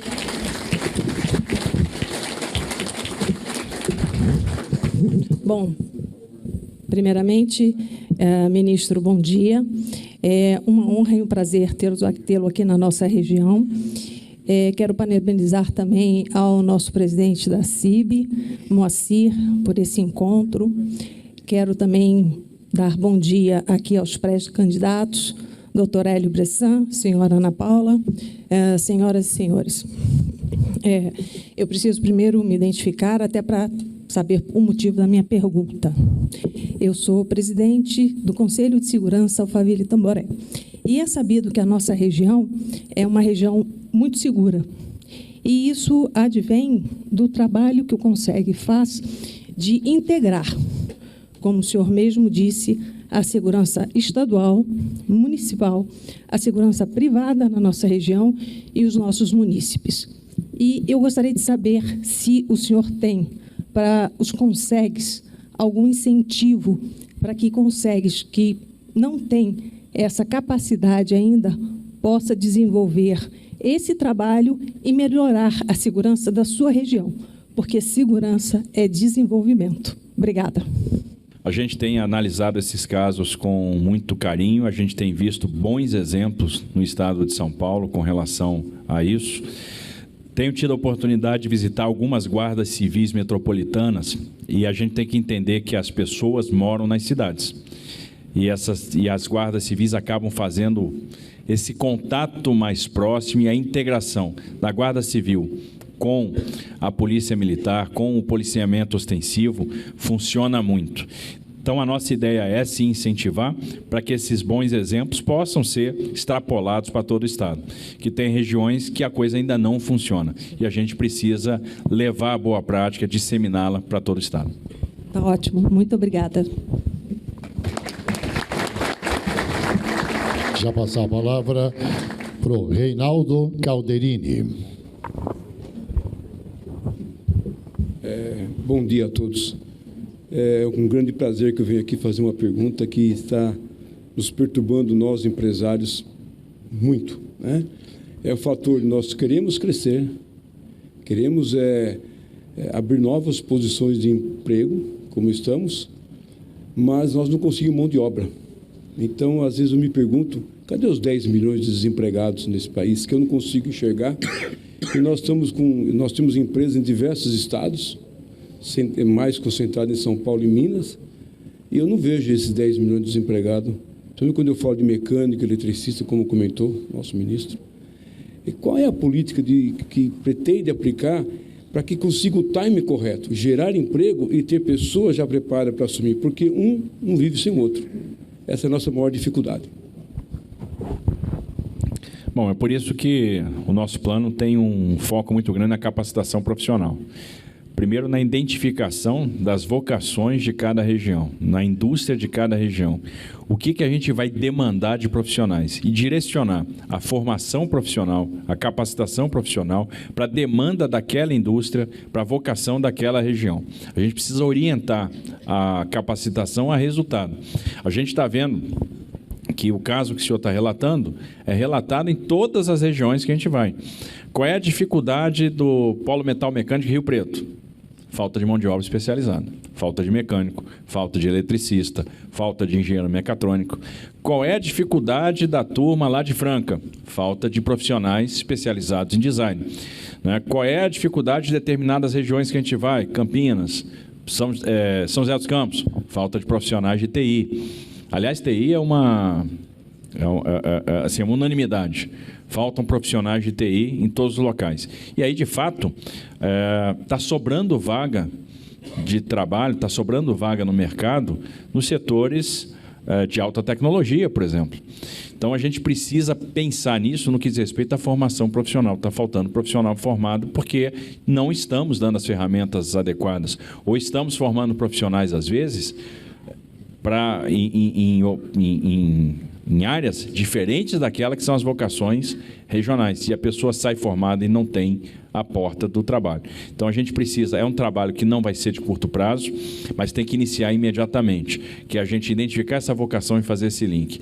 Trabalhar com a iniciativa privada, trabalhar com as universidades, trazer o ensino técnico para dentro das escolas, trazer o jovem para dentro das empresas, nos programas de aprendiz, para que a gente possa começar a desenvolver a mão de obra e essa mão de obra acompanhe o crescimento e o investimento que vai ser feito pelo setor privado. Se a gente não orientar a formação profissional a resultado, a gente vai viver o que nós estamos vivendo hoje.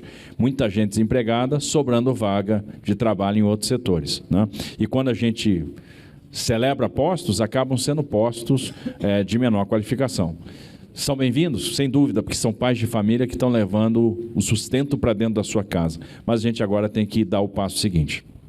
Eu só gostaria de comentar um detalhe aqui. Esse binômio ele é muito complexo. Nós falamos, vamos investir para abrir novas posições, mas não tem quem colocar lá. E não é só nessa área, a área da construção civil é outra área que para nós é um sofrimento incrível. Você não consegue mais suprir com mão de obra esse setor. Tanto é que muitas obras que deviam ter tudo para acontecer, não estão acontecendo, porque não tem mão de obra. Nem que não seja totalmente qualificada, mas é necessário esse pessoal. Na minha opinião, eu acho que eu vejo muito isso, eu vejo um aspecto social também, que é muito mais fácil o camarada ficar no farol pedindo esmola do que trabalhar em alguns lugares. Eles não querem. Porque muitos já se acostumaram de receber ajuda dos R$600, não sei o que lá mais. Então, tudo isso... essa equação é muito complexa, por isso que nós temos que trabalhar juntos para conseguir como é que nós vamos resolver isto, entende? Porque outro dia eu parei no farol, tinha uma pessoa jovem pedindo esmola, e eu falei, olha, eu tenho um emprego para você. Eu fui ofendido e tudo mais. Tal. Eu falei, eu não quero, aqui eu ganho muito mais do que você pode me oferecer. Então, isso é complicado, né? Não é somente gerar emprego, não é somente treinar pessoas, mas é mudar o aspecto social do negócio, né? Isso é uma coisa importante na hora de desenhar as políticas de assistência social. Como é que são as políticas ao redor do mundo? Normalmente elas têm um prazo de duração, porque é o tempo para a pessoa perceber que ela precisa se capacitar e começar a caminhar sozinha. A assistência social no mundo, ela é mais generosa para muito menos gente. Ou seja, só aqueles que já não têm condição alguma realmente de se capacitar por uma série de razões é que acabam sendo beneficiárias permanentes dos programas de assistência, e aí são programas mais generosos, você dá mais dinheiro para muito pouca gente. de maneira geral, as pessoas recebem um auxílio para se estabelecerem e é o tempo necessário para que se construa a ponte para a oportunidade, para que se dê a capacitação profissional e já se projete a porta de saída. É isso que acontece no mundo. O Auxílio Brasil tem essa lógica. Então, ele já tem uma concepção, um conceito diferente do que era o Bolsa Família antigo. O Bolsa Família gerava uma segregação, ou seja, a pessoa recebia o dinheiro, mas não tinha incentivo a procurar um emprego. Se ela procurasse emprego, ela perdia imediatamente o benefício. Agora, não. Ela ganha o auxílio, ela tem um incentivo para o emprego, porque se ela recebe o auxílio e ganha o emprego, ela continua recebendo o auxílio com um bônus ainda, então tem um incentivo para o emprego formal. E, após um período de tempo só, que ele já está estabelecido no mercado, é que ele vai perder o auxílio. Eu acho que a gente precisa ter programas assistenciais que sejam rampa de ascensão social. E é nesse sentido que a gente tem que modular os programas assistenciais. Ok. Obrigado, hein? Obrigado. Próxima pergunta, José Carlos, por favor. Obrigado. Bom dia, ministro. É um prazer imenso ouvir as suas palavras. Você disse aquilo que realmente a gente imaginava indispensável para o Estado de São Paulo. Vou me apresentar rapidamente. Sou José Carlos, presidente do Conselho da CIB, e tenho um trabalho grande já em órgãos públicos como voluntário. Participei do Conselho da Prefeitura de São Paulo, alguns anos atrás, início do governo Dória, participei do início do governo, da formação do governo Dória, mas não executei nada, e hoje participo no governo federal. Escapou a tempo, hein? Hein? Escapou a tempo. Sem dúvida. E ajudo hoje lá em Brasília o ministro Paulo Guedes com a Secretaria de Gestão, Desburocratização e Governo Digital. Então, eu me identifiquei muito com as suas palavras aí. Eu acho que realmente tudo que você disse está perfeito. É essencial para o governo. Nós estamos num nível de produtividade ridículo em relação ao resto do mundo. E eu acho que São Paulo tem que tomar a rédea e mostrar como é que se vira o jogo, assim como o Sudeste Asiático fez há 20, 30 anos atrás. Bom, eu tenho apenas duas perguntas para não alongar demais. Uma em relação, quando eu participei lá da composição do governo e estruturar a parte de gestão e eficiência do governo, um dos grandes problemas era o tamanho da máquina pública no Estado de São Paulo. Você não falou exatamente sobre isso. Eram, sei lá, 250 mil, quase 300 mil funcionários. É a mesma coisa do governo federal, na época que esse governo assumiu e conseguiu dar uma grande redução. Então, eu não sei se existe algum plano exato sobre isso. Essa é a primeira. Eu vou fazer as duas e aí você responde na sequência.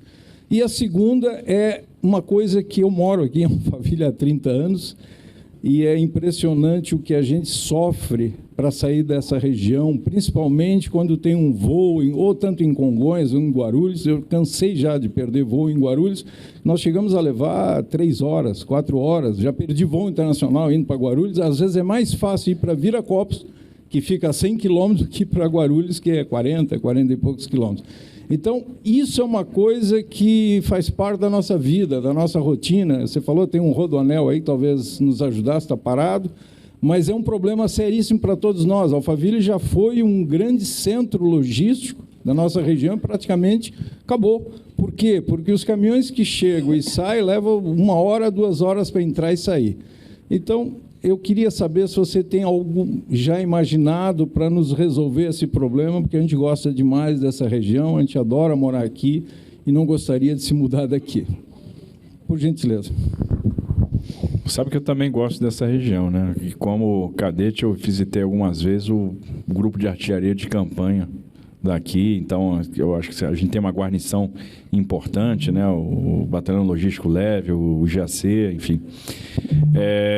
Primeira coisa, a gente tem que fazer no governo do Estado de São Paulo a mesma coisa que a gente fez no governo federal e vem fazendo. Observe que, engraçado, quando eu peguei o Ministério da Infraestrutura, eu peguei o Ministério com 8 empresas portuárias dando prejuízo. Uma foi liquidada, as 7 hoje estavam dando lucro, uma a gente já vendeu e agora estamos encaminhando a venda de mais 4. Eu peguei o Infraero com 14 mil servidores. Hoje eu tenho uma Infraero com 4.000 servidores, 4.000 funcionários. E nós vamos agora fazer a venda de mais 18 aeroportos e vai restar 1. A gente tinha 50. Né? A gente vai entregar a Infraero com 1 aeroporto, que vai ser o Santos Dumont, que vai ficar para depois, que a gente vai ter que fazer a concessão junto com o Galeão, uma vez que o concessionário do Galeão está devolvendo o seu aeroporto. Como eu falei, o Estado de São Paulo tem um patrimônio imobiliário de 130 bi. Precisa? O que vale mais a pena? Manter um prédio ou alugar uma laje? E aí, quando você mantém um prédio, você tem todo o custeio associado. Que atividades podem ser substituídas pela tecnologia de informação? E quando eu falo em governo digital, eu estou falando em começar a substituir trabalhos que podem ser executados pela tecnologia. Eliminar postos que são desnecessários.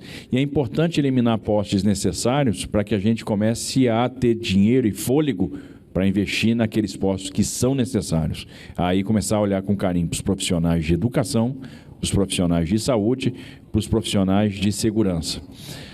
Eu falava para a minha turma no Ministério o seguinte: não se enxerguem como servidores públicos, como funcionários públicos, porque o funcionalismo público acabou virando no Brasil uma coisa até pejorativa.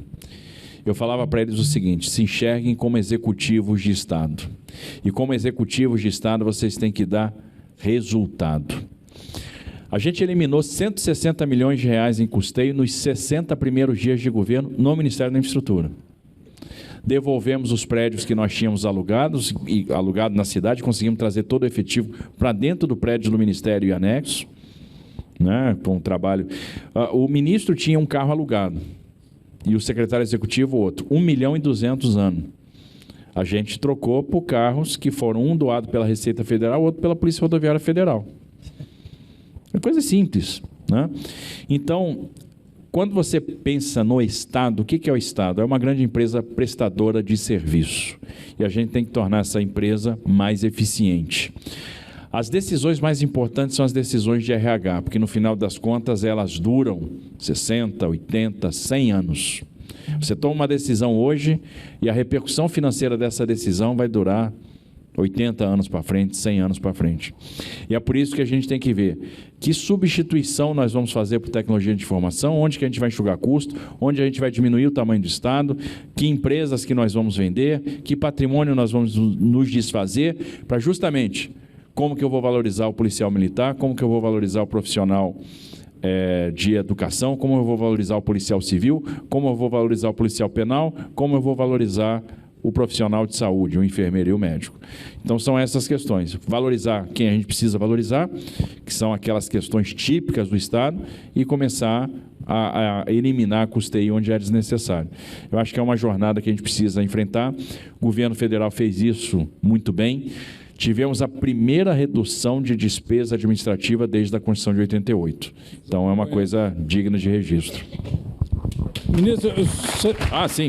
Como é que eu faço para ir para o aeroporto? Vou falar de infraestrutura. O que a gente está estudando, né? Como aumentar a abrangência do transporte metroferroviário, como trazer os trilhos mais para perto da região oeste, da região leste. E aquele negócio, capacidade nas vias, né? Então, por exemplo, a gente precisa trazer mais via marginal, né, para que a gente elimine o tempo de viagem. Nós fizemos inovações importantes em algumas vias. Por exemplo, Guarulhos, no contrato de concessão da Dutra, vai ter via expressa e vai ter muito mais capacidade de via marginal. A gente vai diminuir o tempo de viagem, por exemplo, para quem faz a última milha na chegada à capital e quem se dirige ao aeroporto, de 40 minutos para 20 minutos. Né, para quem vai, por exemplo, acessar a Via Expressa. Então, o mesmo trabalho tem que ser feito aqui. Né, e é possível? Totalmente. É um investimento grande? Tem uma carga grande de investimento para fazer aqui, mas eu entendo que essa região é importante. Não só essa região, mas todos os entrepostos logísticos que nós temos no estado de São Paulo. São Paulo tem grandes entrepostos logísticos, aqui a gente tem grandes hubs, né? A gente abriga grandes centros de distribuição, não só aqui, mas Cajamar, em todo esse perímetro. Por exemplo, centro de distribuição do Mercado Livre, centro de distribuição da Amazon, centro de distribuição, e a gente precisa ter uma logística que funcione, que permita que a gente continue mantendo esses centros de distribuições na região. Rodoanel vai acabar, não tem como, isso é uma questão de honra, é impossível a gente passar por aqui e não acabar o Rodoanel, ele vai acabar. Eu acho que isso é um alívio importante também. Muito obrigado. Candidato, Célio, deixa eu quebrar o protocolo. Por favor. Aproveitando que a gente falou de aeroporto, candidato, será que finalmente vamos integrar o metrô que está a 1 quilômetro do aeroporto de Guarulhos? Bom, isso está resolvido já. Por quê? Isso aí a gente resolveu no Ministério da Infraestrutura. Veja, a última estação da CPTM estava longe, estava distante dos terminais de Guarulhos. O que a gente fez? Sabe quanto o concessionário de Guarulhos paga de outorga por ano para o governo federal? 1,2 bi mais ou menos, todo ano. 1,2 bi. Todo ano entra 1,2 bi para o governo federal. Ora, quanto é que é o investimento para a gente fazer essa extensão para os terminais? Alguma coisa em torno de 400 milhões de reais. Pô, eu estou recebendo 1,2 bi por ano e eu tenho que investir 400 milhões de reais. Está simples, então, resolver. Vamos fazer um termo aditivo ao plano de exploração aeroportuária, vamos incluir essa perna do metrô, ou seja, essa extensão do metrô via monotrilho para os 3 terminais de Guarulhos, vamos jogar isso dentro do contrato de concessão e vamos botar o concessionário de Guarulhos para fazer a obra e fazer a operação. O concessionário de Guarulhos vai fazer, o termo aditivo está assinado, a obra já vai começar, e quem vai pagar a conta? A própria outorga. Ao invés de eu receber a outorga, eu vou transformar essa outorga em investimento, vou transformar essa outorga em emprego. Próxima pergunta, Rodolfo Nagy. Primeiramente, bom dia, ministro, pré-candidata Ana, pré-candidato doutor Bressan, Moacir, parabéns pelo evento maravilhoso e nos prestigiar com essa excelente palestra. Ministro, muito bem observado nas suas palavras sobre essa questão do quanto é difícil nesse Estado, cada Estado vira um país. Fuga de empresas, dificuldade de acesso ao crédito. E uma observação muito pertinente, o que nós podemos fazer hoje para conseguir que o pequeno e o médio tenham acesso a um crédito? Porque está muito difícil, sabemos o quanto isso praticamente estrangulou o pequeno e médio empresário aqui nesse país. Uma dessas observações que a gente pode ver é que na pandemia milhares de CNPJs fechados, e em janeiro de 21, fatidicamente, o governo do Estado de São Paulo aumentou o ICMS e ainda dificultou ainda mais e fechou as portas. O que o senhor poderia fazer para que tirássemos agora o pequeno e o médio da UTI? Todo mundo saiu da UTI, graças a Deus, do Covid, mas o pequeno e médio ainda permanece e é preciso ser feita alguma coisa. Essa é a nossa grande preocupação, é a preocupação com o pequeno e com o médio empreendedor, o microempreendedor, né, micro, pequeno, médio empreendedor, porque são eles que geram mais emprego. A maior carga de emprego é gerada nos pequenos negócios, então isso é muito importante. O crédito muitas vezes não chega porque não tem garantia. Então, a primeira providência, o fundo de aval estatal, semelhante ao FGI que foi bolado no governo federal e que deu lastro para o Pronamp. Então, nós vamos manter um fundo de aval estatal para que a gente supra a demanda de garantia e possa alavancar o crédito do pequeno. A Desenvolve São Paulo vai ter que trabalhar junto das fintechs, junto das agências de crédito, inclusive agências que são vinculadas às associações, para que a gente possa, com esse fundo de aval, fornecer o crédito para o micro, para o pequeno empreendedor. Tenho certeza que o inadimplemento vai ser baixíssimo, que a taxa de sucesso vai ser bastante alta. Então, a gente tem que... A Desenvolve São Paulo vai ter que coordenar com as fintechs e com o SEBRAE, né, articular estrategicamente a direção desse crédito. O SEBRAE vai ajudar a estabelecer o crédito orientado a projetos. Então, como que a gente vai construir bons projetos que permitam esse acesso ao crédito? E a questão da garantia a gente vai suprir com aval estatal. Obrigado, ministro. Próxima pergunta, doutor Robson Prado. Muito bom dia, ministro, pré-candidata Ana Paula Rossi, doutor Hélio Bressan, presidente Moacir Félix, na pessoa de quem cumprimento todos os empresários e empresárias aqui presentes.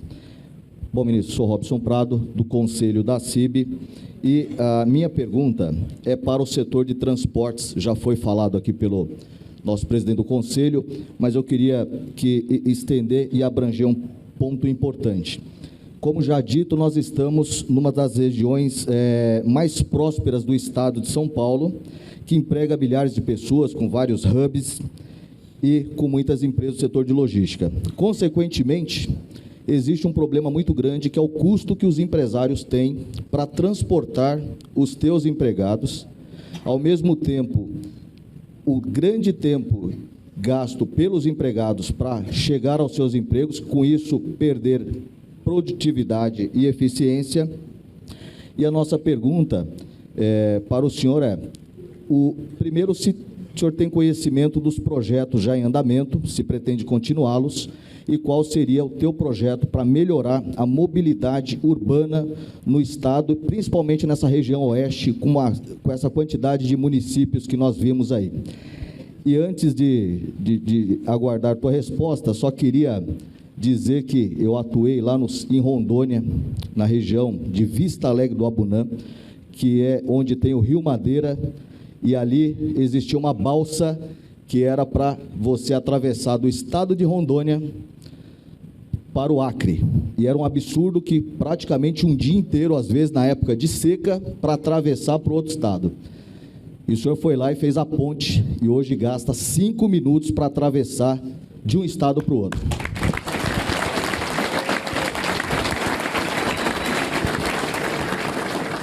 Bom, a Ponte da Abunã foi uma das coisas mais bacanas que a gente entregou, né? Fiquei muito feliz no dia da entrega, e eu vi que os caminhoneiros ficaram também, né? Porque tinha caminhoneiro que chorava de emoção, porque realmente era caro e era demorado.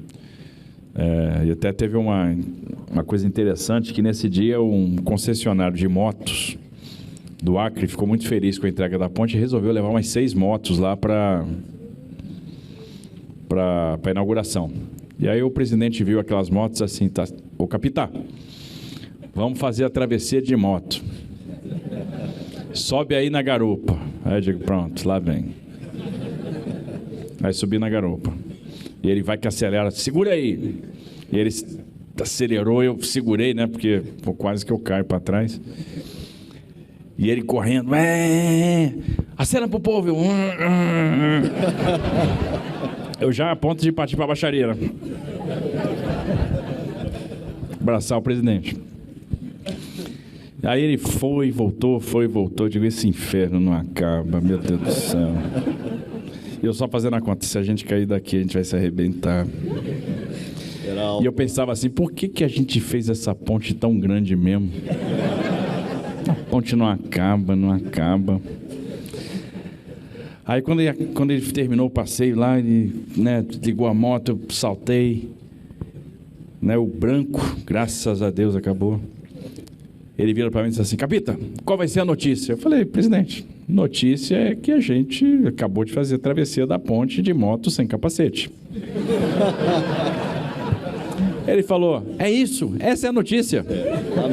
Nós atravessamos a ponte de moto sem capacete.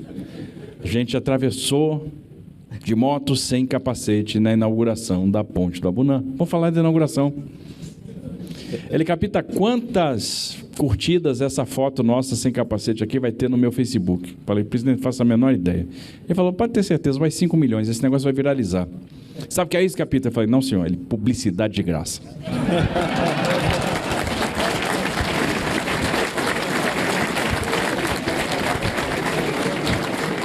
Então foi uma alegria, uma ponte super legal. Estava lá 300 anos para fazer esse negócio, nós fizemos e é o negócio que faz a diferença.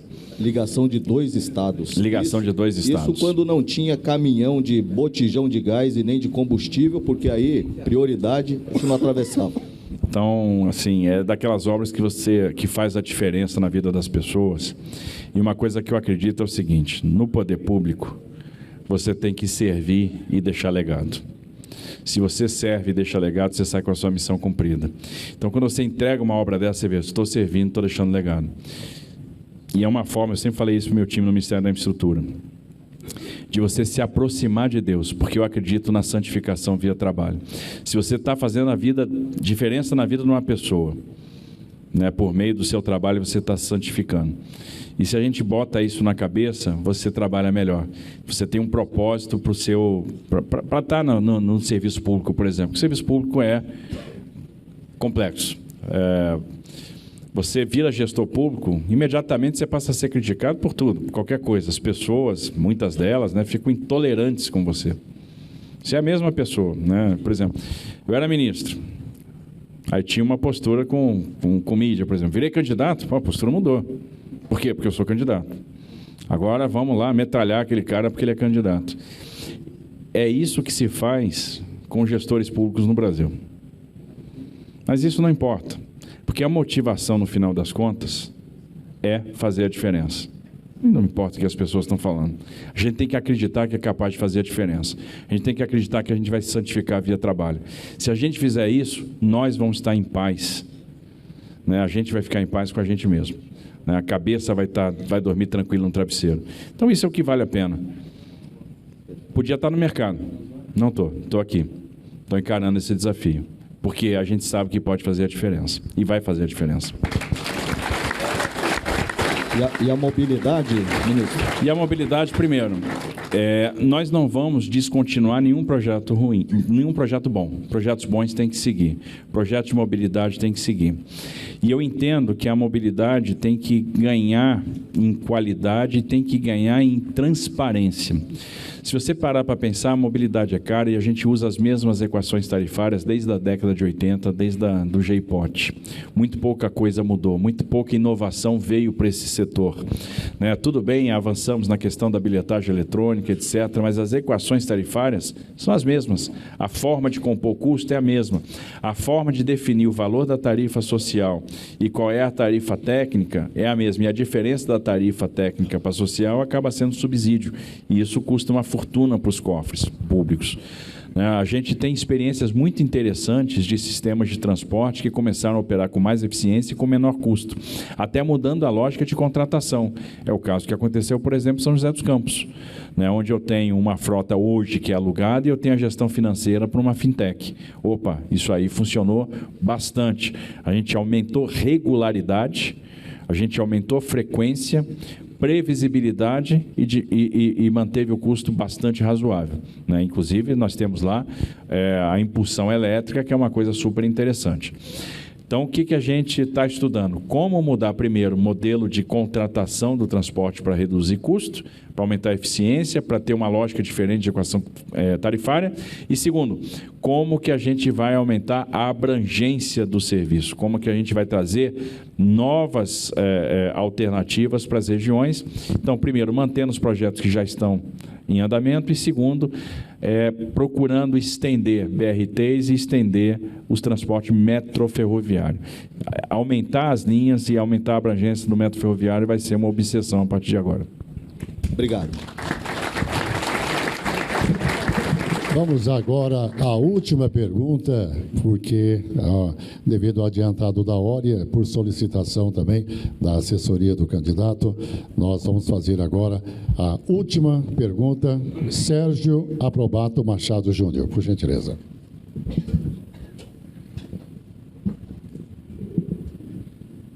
Ex-ministro e o meu governador, na próxima gestão aqui no nosso estado, já estou declarando o meu voto, acho que é importante. Palavras proféticas, tá? Recebo. Estou igual o luva de pedreiro, né? Recebo. Estou recebendo. Agradecer o Moacir, nosso presidente da SIC aqui de Barueri, pelo convite e dando o prazer de ter ouvido.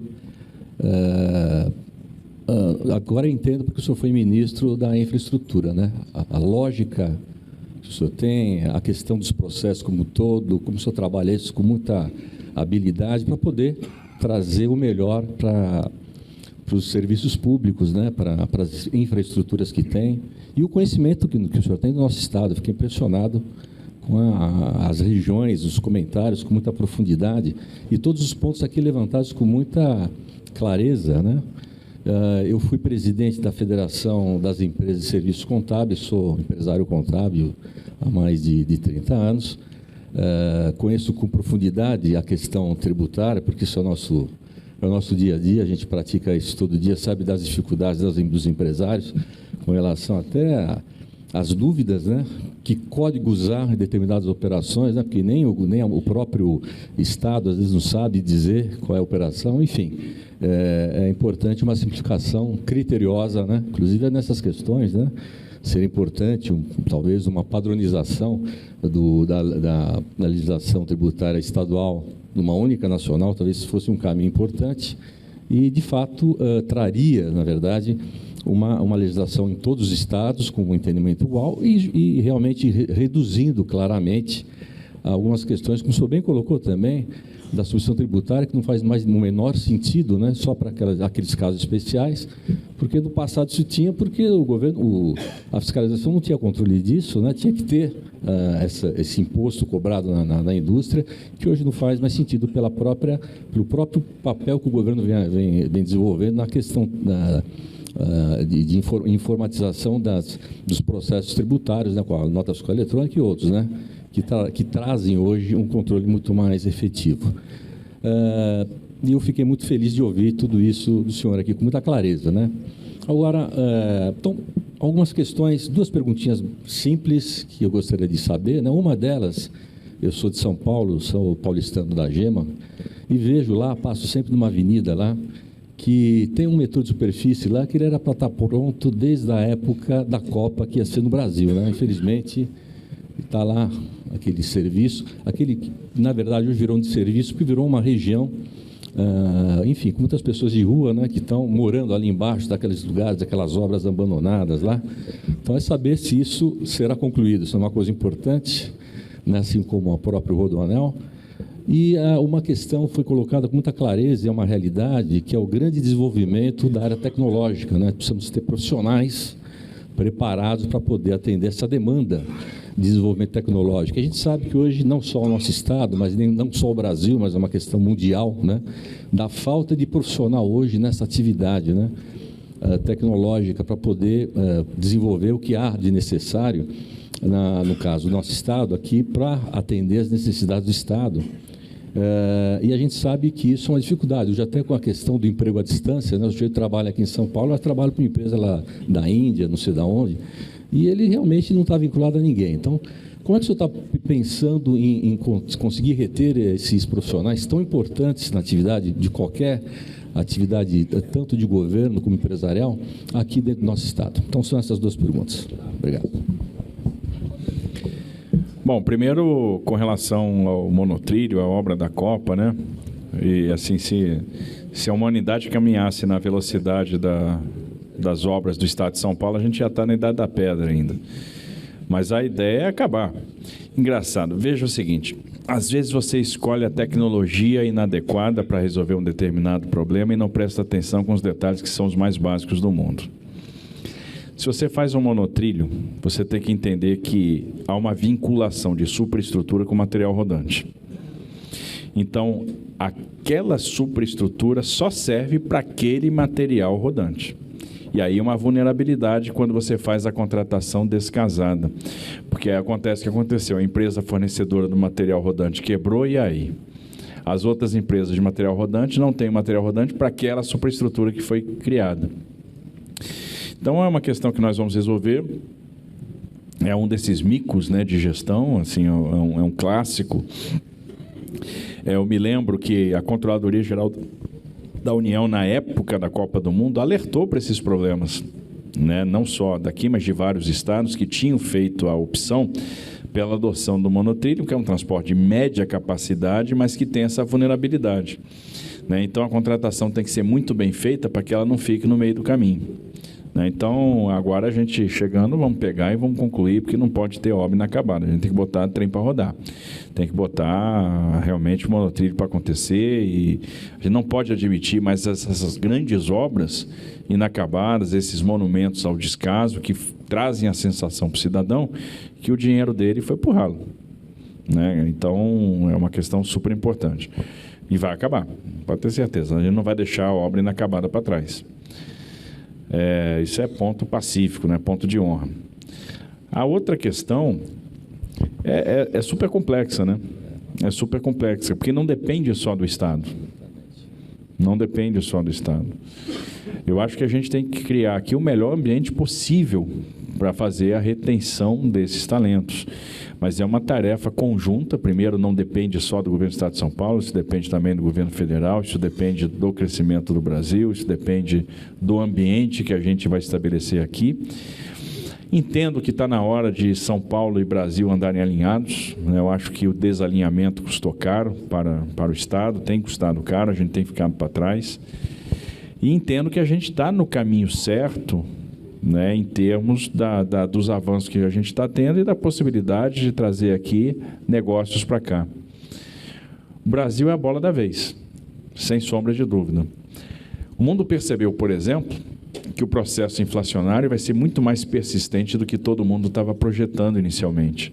O Brasil está sabendo lidar com a inflação melhor do que outros países do mundo. E as empresas brasileiras são mais resilientes a esse ambiente que outras empresas do mundo. A inflação vai ser primeiro aqui do que em outros lugares. E é por isso que muita gente está apostando no Brasil e a gente está percebendo a chegada de investimento estrangeiro direto. Então, isso é uma coisa interessante. E se a gente mexer algumas dessas alavancas que foram mencionadas aqui durante a apresentação, a gente vai trazer muito negócio, e se a gente traz muito negócio, a gente vai ter cada vez mais condição de fixar profissionais nos seus devidos postos. Então, como eu falei, incentivo à inovação é fundamental. Os estados americanos que mais crescem são os que mais investem em inovação. O estado brasileiro que mais cresce é o que mais investe em inovação. Você vê Santa Catarina decolando, deve superar em breve alguns PIBs importantes por causa do maciço investimento em inovação. E a gente não pode ficar para trás. O estado que tem que ser líder em inovação tem que ser o estado de São Paulo, né? O estado que tem que ser líder no IDEB tem que ser o estado de São Paulo. São Paulo não pode ser quinto lugar no IDEB, tem que ser primeiro. O estado tem que ser primeiro lugar em tudo. O estado de São Paulo não pode perder nem para o ímpar. Então, né? É verdade. Isso não. É a pura verdade, né? Mas eu vejo um bom caminho pela frente e entendo, se a gente criar as condições de... Olha, quantas startups podem ser fomentadas aqui? Quantos polos de tecnologia a gente pode ter no estado de São Paulo? A gente não precisa ficar restrito a Sorocaba, a São José dos Campos, a Campinas. A gente pode explodir isso para o estado inteiro. E aí a gente vai ter mais condição de estar retendo talentos e de estar crescendo. Então, eu sou muito otimista com relação a isso.